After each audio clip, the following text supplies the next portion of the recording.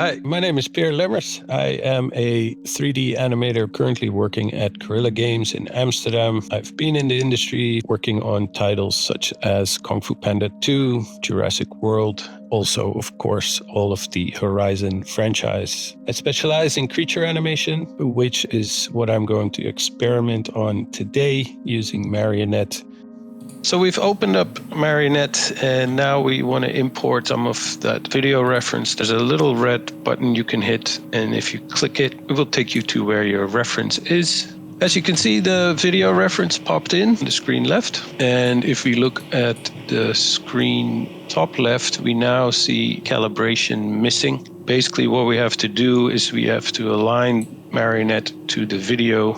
I choose my first frame of my video because that's where I'm standing in a T-pose, which will help with calibrating. So I'll just hit that button and that appears to be done.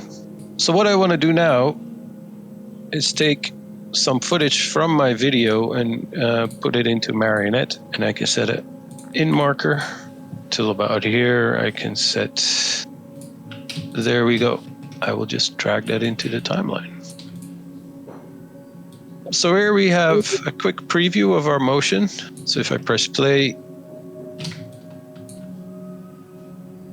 we kind of have the base of this motion. I select clean motion. It's cleaned the motion and it has interpreted its own foot locking.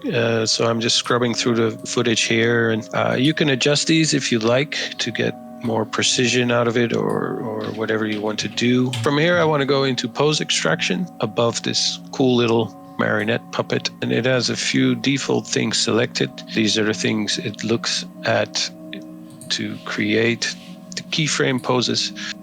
I am, just to be sure, I'm going to add the hips as one of the driving motions. I think one of the great things about Marionette is you can get quite far just out of the box settings. So I will just hit extract, and then it is now creating poses for us.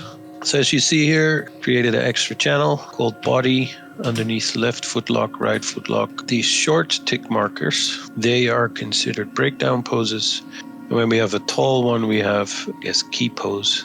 If I want to define this jump more, right, I'll just add a breakdown here at the top of the arc.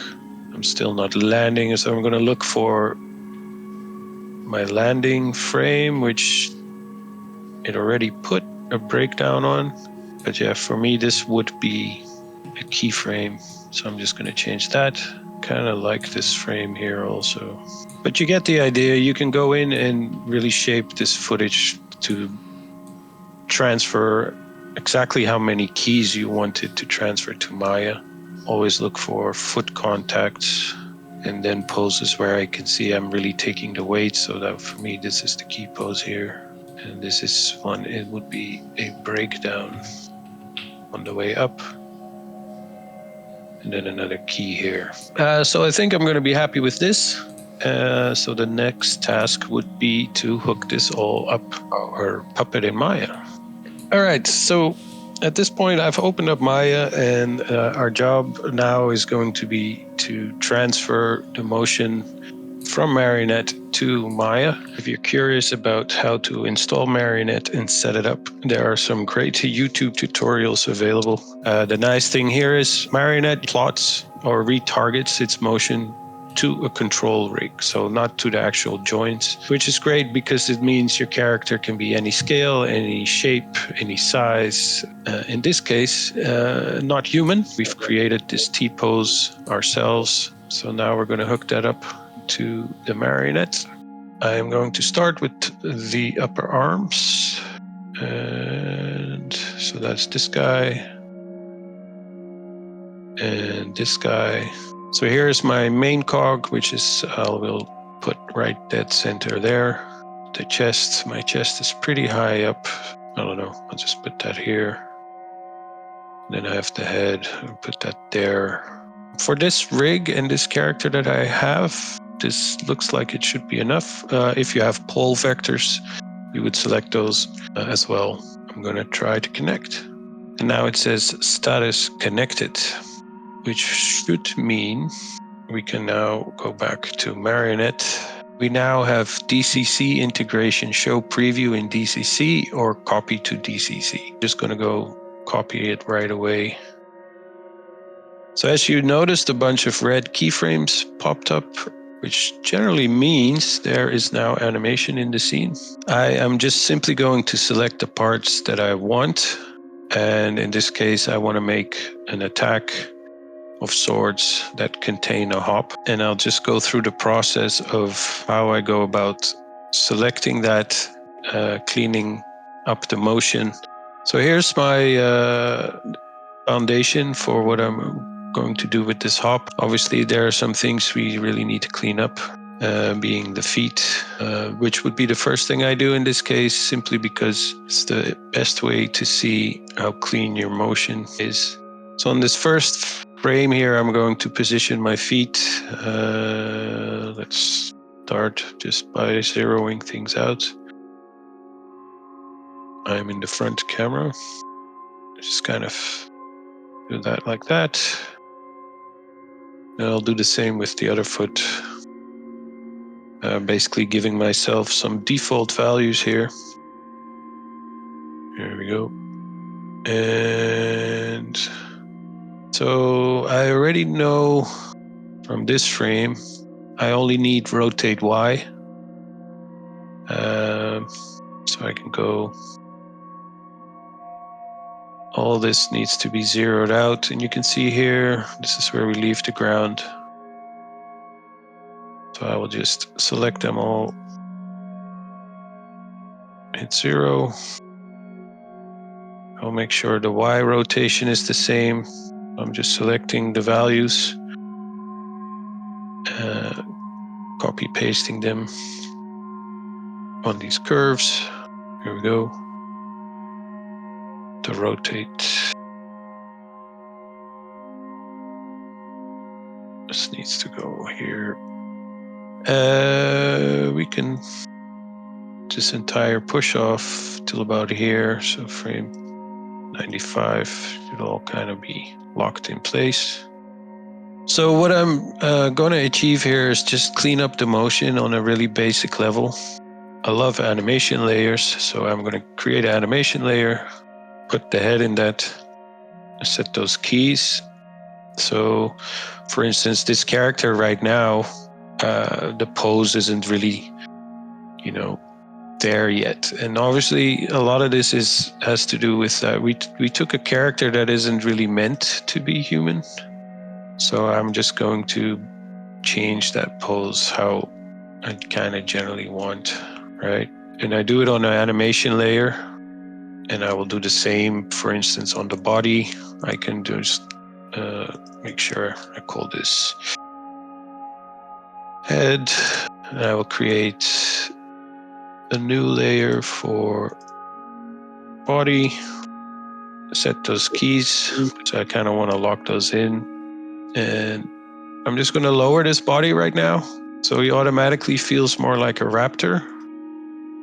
And I'm doing it globally. So again, it probably means that here I got this push off, and then here is the landing. But I want this push off to be bigger. So I can just adjust these kind of things in a layer. And I'm just really just taking that motion that we had, and I'm just going to transform it more and more into creature motion using animation layers. And of course, the timing and the basic mechanics that we extracted from Marionette. It's a super quick and effective way. It might seem dirty, but I think that's generally it's okay, especially for game animation or first passes. This is how we prototype a lot of stuff, just being quick and dirty. Another trick I will use is, for instance, here the tail, which is in the base animation. The tail is very rigid, That said, I am going to use this quick tool, and I just want this thing to become world space. And what that does for me is it neutralizes the tail. And now I have this world space controller. Turn those off. You can see it here. And again, it's all quick and dirty, but it's fine for what I'm doing. And now we at least have a clean version of this jump with the tail stabilizing. This all gives me a really good foundation for animating the rest. I'll go back to visiting the head here. I'll add some keyframes on top of all this motion, kind of where I think I'll need them the most.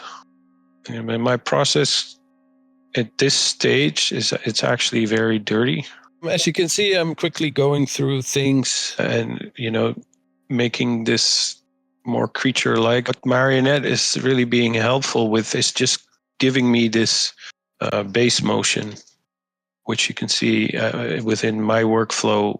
I can really quickly get to something that works generally for what I need it to be. You can see here how quickly it's been for me to get the basics of this animation working. And really the time saver is really just get to creating my core idea quicker using this method.